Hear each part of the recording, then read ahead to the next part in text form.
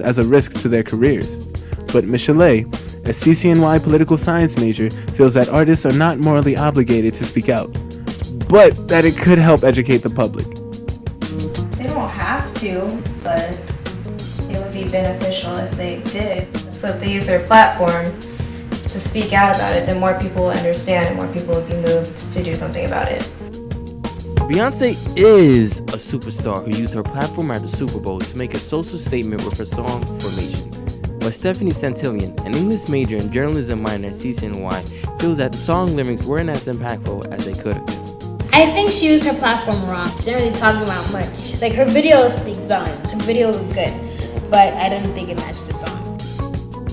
So maybe recording artists are utilizing more than just their voices to send a message, and visuals are more impactful. But Crystal Rain Dawkins, psychology major and biology minor at CCNY, says that songs that deal with social issues haven't had much impact on changing societal problems. People have been doing that for so long. Like, Michael Jackson did it too. So, like, the fact that we have to keep going there to that point to, like, bring a message, like, that means there's something wrong. In 2016, Beyonce and Kendrick Lamar seemed to be doing their part to highlight social issues. She used the Super Bowl and he used the Grammys, shows with millions of viewers to get their messages across. But are there others who can do more? I think Drake has a big influence on the pop culture right now. Future's up and coming. A lot of people really don't know what he says, but if he says something clear, people will go ahead and probably follow him. And I'm gonna go ahead and say I would like to see, Kanye more into that movement too, because he's a big guy, and I remember at some point he was, part of that movement, beforehand, and Rihanna too, because I want to go ahead, I want to just only the males, that females should be, her too, and she's a big influence on pop culture, so I would like for her to step up, and she's a very powerful presence too. So.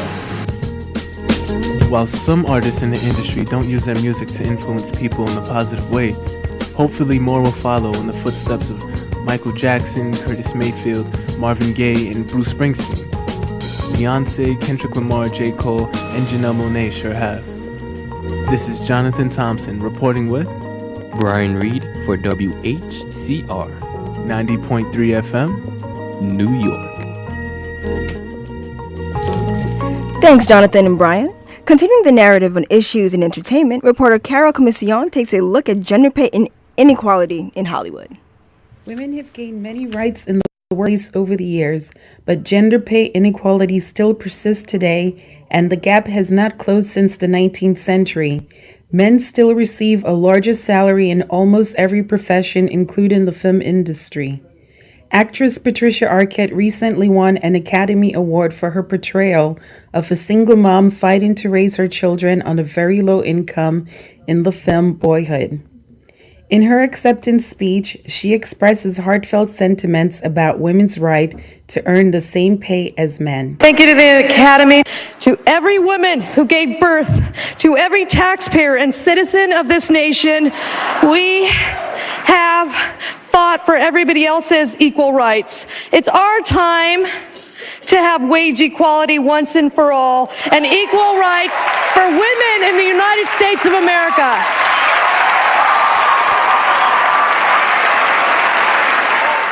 In 2014, for every dollar a man made, white women made only 77 cents, black women made 69 cents, and Latina women made 57 cents. Last year, a hacker released emails from Sony Pictures. Included in the emails was the fact that Jennifer Lawrence and Amy Adams were paid far less than their male co-stars in 2013 for the film American Hustle. In an interview with Charlie Rose, Lawrence says that women who fight for their rights can be labeled. I spoke out because I knew what led to that. I knew that there was no one to blame but myself. I knew that it wasn't Sony's fault, that it was what I had done with my own mentality. There's almost a gender bias that we, as women, I can only speak as a woman, as I've never been a man, but as a woman, we almost put this gender bias in ourselves maybe, possibly. That's why I wanted to just open up and say, I feel this way. I feel awkward negotiating. I feel uncomfortable asking for more money. I don't want to seem like a brat. I don't want to seem like all of these things that are only words that are used for women. They don't have those words for males. And if this can help somebody, great. I think I've grown, it's been an awkward process because I'm growing up a little bit in the spotlight. So I used to just keep my mouth shut, about everything because my job depends on everyone going to see my movies, not just people who agree with my opinions. And people don't really like opinionated actors and celebrities. So it's scary to do it because you know that you could be losing friends, or box office tickets. But as I get older and I learn more and I have opinions, I go, yeah, but I don't have, I have just as much of a right to speak. And with something like that, was something that's so clearly unfair, if I don't use my voice for women who don't have a voice, then what's the point? The Oscar award-winning actress Charlize Theron used the Sony hacked information to negotiate a deal giving her more than $10 million, the same pay as her male co-star Chris Hemsworth in the film The Huntsman. In our society today, there are many things that feels to me what I refer to as caveman-like, and so if we can, keep a voice going at this, then I think that's what we should be doing. I think it's so we've surpassed time for just equal rights for everybody. Eleanor Woods, performer and MBA student at Pace University, feels that the companies should consider a woman's role in giving birth and raising children while in the workforce. I think that in this time and age, it's very important to compensate women for the unequal pay which persists in the society. And if, for example, it comes down to the amount of hours women work compared to men, study shows that men work longer hours. And I think that society needs to create opportunities for women to combine their family taking responsibilities with their work commitments. Perhaps the most famous advocate for a woman's right to equal pay is Lilly Ledbetter, whose demand went all the way to the Supreme Court. Unfortunately, the court rejected her claims, saying she had filed them too long after the discrimination against her began. Consequently, the first piece of legislation President Obama signed into law bears her name and ensures that workers can bring discrimination claims well after the first evidence appears, by arguing that discrimination occurs over time. This is Carol Kimasion for WHCR 90.3 FM, New York. Dang, dang, do, dang, do, dang, do, dang, dang. Yeah. Everything I do gonna be funky from now on. Yeah. Everything I do gonna be funky from now on. Doom, dang, dang, dang, doom, dang, doom, dang, dang. Everything I do gonna be funky from now on. Everything I do gonna be funky from now on. Thanks, Carol. Although feminism isn't a new concept, it has been frequently brought up in today's pop culture. Stay tuned while reporters Greg, Celeste, and Neoma have a roundtable discussion about inequality between men and women and what it means to be a feminist in the 21st century. Well, let's first start by understanding two things about feminism. Number one, we should all be able to agree that the absolute minimum definition of feminism is the advocacy and support of social, political, and economic rights for women equal to those of men. And number two, we should also be able to recognize that feminism can look different for different women based on race, sexual orientation, class, economic level, relationship status, etc. So this means that two women can be fighting for two very different things and can still both be considered feminists. I totally agree, and I feel like that I'm so glad that you open with that, because I feel like a lot of men need to understand that being a feminist doesn't mean that it's this buzz cut, aggressive woman who just thinks that women are better than men or women are stronger than men. It just means that you believe in the social, financial, and just basically every single aspect. You believe in the equality of that across the board.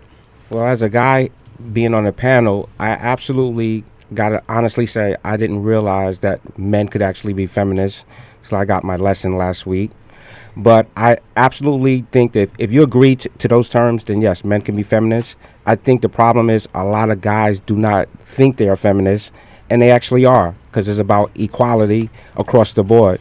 It's the word. It's just the word itself that's just intimidating men for some reason, which is absolutely. so weird. I think the word feminism throws guys off because they automatically step back from that and say, well, that's not our issue. It's their issue, but we'll support them in it, not realizing that it's everybody's issue. It's a humanity issue. Absolutely.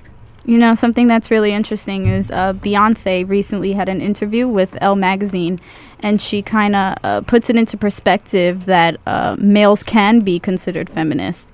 One of her really great arguments was when she was asked by Elle to explain what motivated her to embrace the term feminist.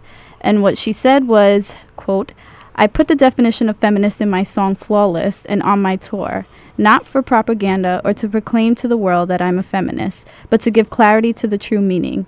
I'm not really sure people understand what a feminist is, but it's very simple. I don't understand the negative connotation of the word or why it should exclude the opposite sex. If you are a man who believes your daughter should have the same opportunities and rights as your son, then you're a feminist. We need men and women to understand the double standards that still exist in the world, and we need to have a real conversation so we can bring to make changes.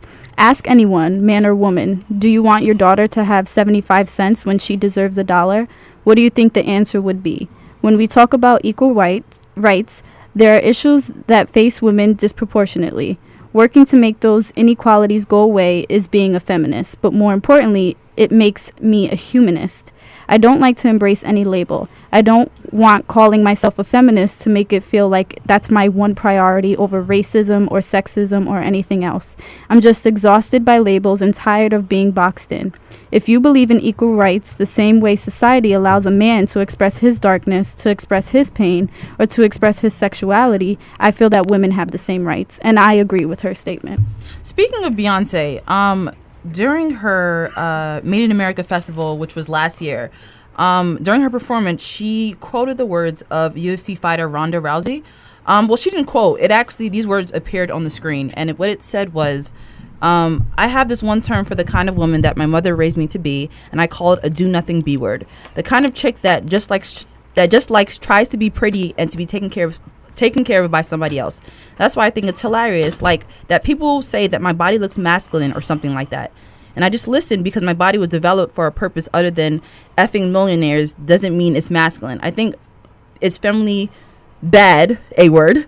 And because there's not a single muscle in my body that isn't for a purpose, because I'm not a do-nothing B-word. So what do you guys think of that? Because some people supported the statement, there was a lot of backlash when it came to that as well, because it's like, I understand the point she's trying to make here. It's that, just because I'm a woman and I have a masculine body doesn't make me less of a woman. I mean, you can even think about Serena Williams. Absolutely. Serena Williams is getting a lot of backlash because of her body.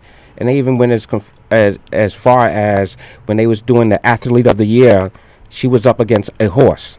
So it's one of those kind of things where they do that with a guy, So it makes you actually sit back and think, what are the ultimate goals of this feminist movement, and where does the guys fit and where does women fit into it? Right. Well, I think Beyonce did something similar to that in her own right when she came out with Formation, because she's basically urging black women to be true to themselves, rock their fake hair, rock their natural hair, have sex on terms with whoever you want to have sex with as often you want to do it. Get your money. Don't be afraid of being powerful. Be humble and gracious, but never miss an opportunity to praise yourself for your accomplishments. And understand that you won't always be understood, and that's okay. And understand that not everybody's going to want you to win, and that's okay as well. So. Let me just ask a question here. Now, it's been really big lately that guys are staying home, being the caregivers to children, and women are going out to make their money. Do you look at the guy any differently if he stayed home and a woman made the money?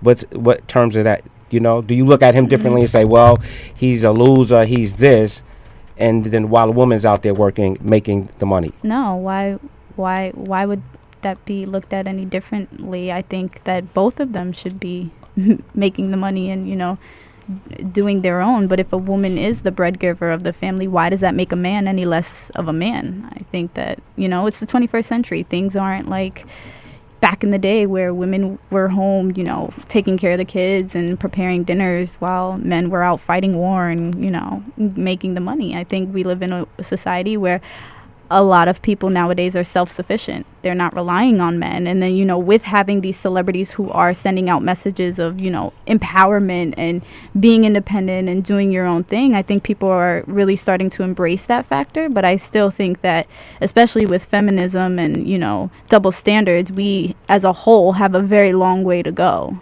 Absolutely. I agree. This definitely does raise the point of double standards, but I kind of want to circle back to what I said earlier about what Beyonce showed at the Made in America festival. So some women believe this was kind of woman shaming because she was saying that this UFC fighter was saying that, you know, basically I'm more than just my body. I'm not just a do nothing at home B word. But then again, you have the housewives at home who take care of the family and they're not working. So does this make, is Beyonce kind of woman shaming here? Is she saying that, okay, I mean, there's some women out there in the world that go out about their business and go out and get the money. And there's some women at home that, you know, hold it down at home, you know, take care of the kids and, you know, just do things that, you know, a wife or a mother would do. So, I mean, Beyonce is clearly a feminist, but last year at the Made in America festival, it seemed as if she was kind of like woman shaming a little bit. So what do you guys think about that? Isn't it about being if the bigger picture is about having a choice? So if you choose as a woman to stay home and raise your kids, does that not make you a feminist? Well, as far as the whole thing about the do nothing B word, I don't think that's Beyonce like woman shaming. I think even the stay at home moms, they're not do nothing moms. They're doing stuff. They're taking care of the kids. They're cooking. They're cleaning. I think the whole point of her including the whole do nothing B word is women who don't, you know, who are okay with just being so lackadaisical and like sitting home and letting everybody tend to them, and they're not doing their part as women of helping out, of, you know, holding your own down. And I think that's more of what she meant by the do nothing B word. But women who are stay at home mom, they very much do something, you know what I'm saying? They do a lot. So I don't think, and it's the same thing when people were like, how's Beyonce calling herself a feminist, but she came out with the song Bow Down, where she's telling B words to bow down, and people are like, well, why is Beyonce calling me a B word? She's not calling you a B word. She's calling the people who try to, you know, like hold her back and tell her, well, you're a woman. This is what you have to do. You can't do this. You can't make all this money. You can't go on tour and sell out millions. You're a woman. You know what I'm saying? She's telling them to bow down because she's saying, I am a woman. I am a woman of color. And y'all gonna let me do what I have to do. You know, I'm gonna do what I have to do regardless. So y'all can bow down. And I think people, you know, misconstrued her words and were just like, oh, she's telling me to bow down. Well, if you're one of the people who are trying to hold her back, then yeah, bow down. If you're not, you good. You know what I'm saying? You're going to be standing right next to her. You're not going to be bowing down because you're going to be doing your own thing. So especially with the, you know, Ronda Rousey thing, I think the people weren't looking at the bigger picture and were just very like narrow-minded, and, you know, that exists. Well, we can tell who's a part of the Bayhive here. Clearly, Celeste is. But okay, so we should also talk about Amber Rose and the slut walk thing, because she is her own form of feminism. A lot of people are offended by her form of feminism. Y'all gotta fill me in on the Amber walk. The slut walk. The slut walk. So she actually didn't begin the slut walk. From my knowledge, it began in 2011, and basically what happened was, I believe it was some students on campus. I believe it was in Toronto, Canada. There was a lot of sexual assaults that were reported. And a police officer that was on the scene said something along the lines of, you know, if women weren't dressing this way, then we wouldn't have this problem. And then obviously, you know, a lot of women there was a lot of backlash when it came to that. And a lot of women, you know, took us to the streets and said they were dressing however they wanted to. And they're just like, listen, I'm more than just my clothes. And just because I'm dressed a certain way does not mean that I'm giving you consent. But there's definitely different forms of feminism, and there's definitely different forms of feminism and going out into the world and showing your signs of feminism. So what I'm trying to say here is that there might be some different people. There might be a group of feminists that protest, at school. There might be a group of people who protest at press conferences. But Amber Rose took us to the streets in LA, and there were women dressed in all types of clothing, with or without clothing, and they were just kind of saying that, hey, I'm more than what I'm wearing. Strippers have feelings too, and things like that. Do you think Amber Rose was the perfect spokesperson? Do you think it would have a different effect if it was somebody other than Amber Rose doing the slut walk? Honestly, I think so. Okay. All right. Celeste is just okay. Go ahead. Celeste is like, I'm stern on that. I have to hesitate a little bit when I answer that question. Right. I think so. I think because I get your slut shaming thing. I'm all for it. Right. But if that's what you're gonna go for, then you have to represent that in everything you do. You know what I'm saying? I think she can't sit here and be like, oh, women empowerment regardless of what we wear, but then she'll go, twerk something real quick. You know what I'm saying? She'll I feel like if it was someone who you don't think she's owning her body? You don't think she's saying, this is my body, I do what I want with it? Then it goes back to the double standards. Why is it such a big deal if women express their sexuality the way that men do it? It all goes back to the main point of why do we have these double standards? You know what I'm saying? So what she's done is kind of taken ownership of the word slut and the H-O word. I mean, we all know what that spells. I'm not sure if I can say it on the radio. And she's trying to create it into something that's positive. And that makes me feel a little uncomfortable because we all know the negative connotation. I feel the same way with the N-word. I don't know about some of y'all, but you'll never hear me say the N-word because I know where it originated from. But it's we gonna leave that alone because there's a whole nother discussion. Yeah, but I'm totally uncomfortable with her taking ownership of these words because it's I understand a woman has a right to dress however she wants and be whoever she wants to be as far as sexually, but it's just I felt like the way she's going about it is not to my standards. I mean, you couldn't find me at a slut walk, but I do understand the bigger picture in it. Right. So I can respect that, but you can't find me there because it's a little crazy. Yeah. Well, I think we can all agree that at the end of the day, a lot of, feminist points and what's appropriate and what's not appropriate goes back to the bigger issue of double standards. Absolutely. So. Thank you for listening to Harlem Beat. Tonight's reporters were Jonathan Thompson, Brian Reed, Carol Commission, Greg Cagle, Celeste Rivera, and Neoma Curry. Our board operator was Tina Dixon, who also works with Professor Angela Harden, who teaches the radio journalism class here at City College. I'm your host, Nicolette Nanton. Thanks for listening, Harlem. Have a wonderful night.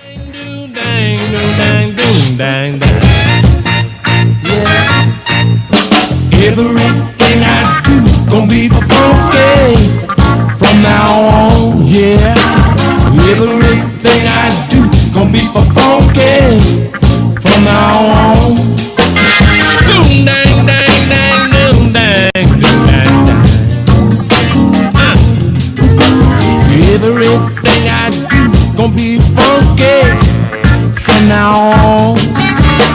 Everything I do gonna be funky from now on. Just got to be myself and do my thing a little soul.